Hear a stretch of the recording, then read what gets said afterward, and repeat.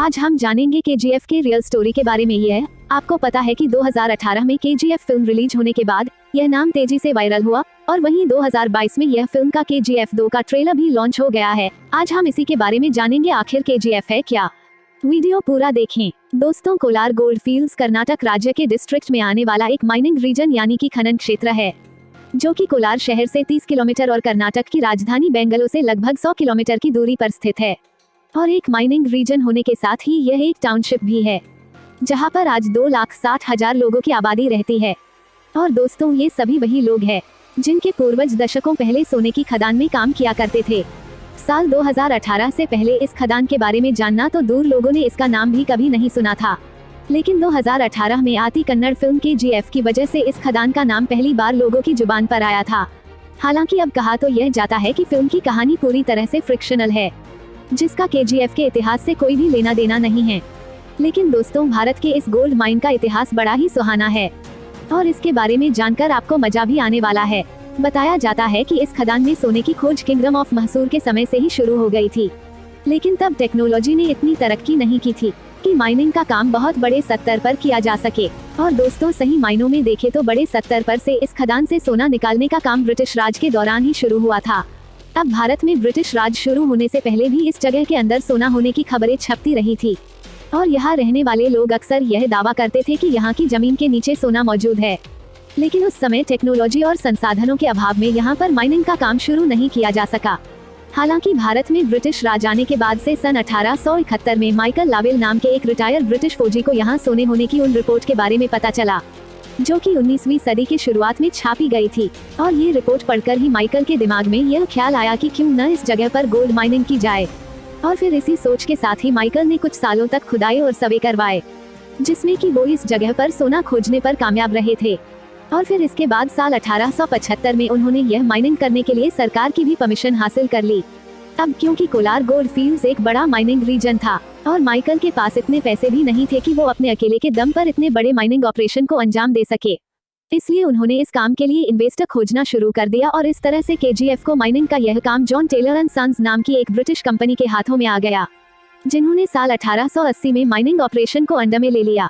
और इस कंपनी के आते ही यहाँ माइनिंग का काम बड़े स्तर पर किया जाने लगा।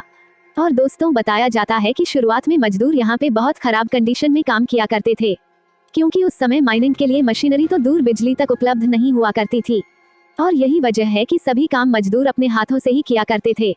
दोस्तों, उस समय इस खदान के अंदर अक्सर बहुत सारे हादसे हुए भी देखे जा सकते थे, जिसमें कि एक साथ ही बहुत सारे मजदूरों को अपनी जान गंवानी पड़ती थी। और एक सरकारी आंकड़े के अनुसार 120 साल तक चली इस माइनिंग में लगभग 6,000 मजदूरों ने अपनी जान गंवाई थी। अब यूं तो John Taylor and Sons company के आने के बाद से यहाँ पर माइनिंग का काम बहुत तेज रफ्तार से होने लगा था, लेकिन कंपनी अभी भी इस रफ्तार से संतुष्ट नहीं थी। और फिर काम की रफ्तार को और भी ज्यादा बढ़ाने के लिए साल 1890 में कंपनी द्वारा यहाँ उस समय की सबसे आधुनिक मशीनें लगाई गई।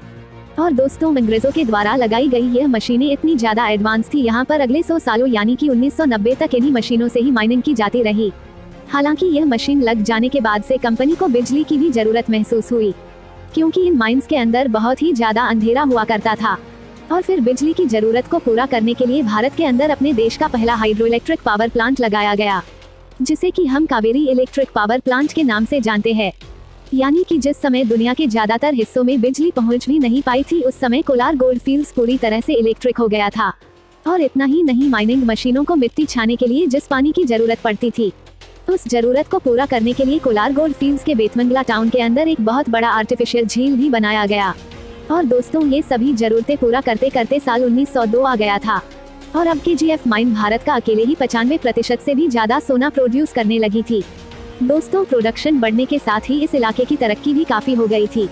इस माइन के अंदर जो ब्रिटिश ऑफिसर बड़े ओहदे पर काम करते थे, उन्होंने अपने रहने के लिए यहाँ पर घर बनवाने शुरू कर दिए। और इस तरह से देखते ही देखते यह इलाका एक बड़े शहर में तब्दील हो गया।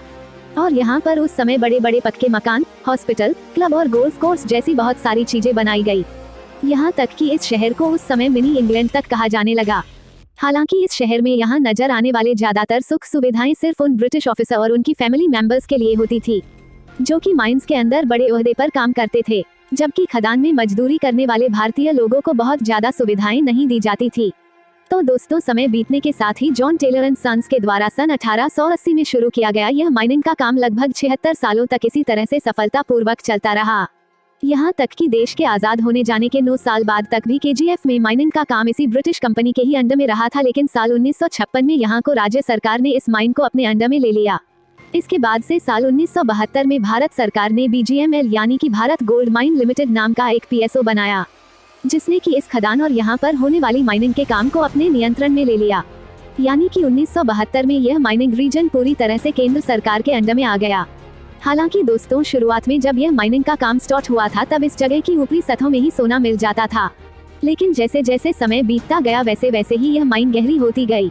जब तक यह माइन भारत सरकार के हाथों में आई तब तक इसकी गहराई करीब 3 किलोमीटर तक पहुंच गई थी, जिसके चलते यह उस समय दुनिया की दूसरी सबसे गहरी माइन कहलाई जाया करती थी। और दोस्तों, इतनी ज्यादा गहराई में इंसानों के लिए काम करना बहुत ही मुश्किल हो जाता था, क्योंकि इस गहराई में तापमान लगभग 50 डिग्री सेल्सियस और ह्यूमिडिटी लेवल लगभग 95% होता था। और यह भी एक वजह थी यहाँ पर काम करने वाले मजदूर अक्सर मौत का शिकार हो जाते थे। वैसे आपकी जानकारी के लिए बता दें, साल 1880 में शुरू हुआ यह माइनिंग का काम 120 साल तक लगातार चलने के बाद से 2001 में हमेशा के लिए बंद कर दिया गया। और इन 120 सालों में इन गोल्ड माइन से लगभग 900 टन से भी ज्यादा सोना निकाला गया था। अगर आपको केजीएफ के बारे में आपको जानकारी थोड़ा सा ही पसंद आया हो तो लाइक शेयर करना ना भूलें, और वीडियो कैसा लगा कमेंट करके जरूर बताएं। आगे और भी इसी तरह का इन्फॉर्मेशन वीडियो देखने के लिए रिच एडिट्स को सब्सक्राइब जरूर करें। पूरा वीडियो देखने के लिए बहुत बहुत शुक्रिया।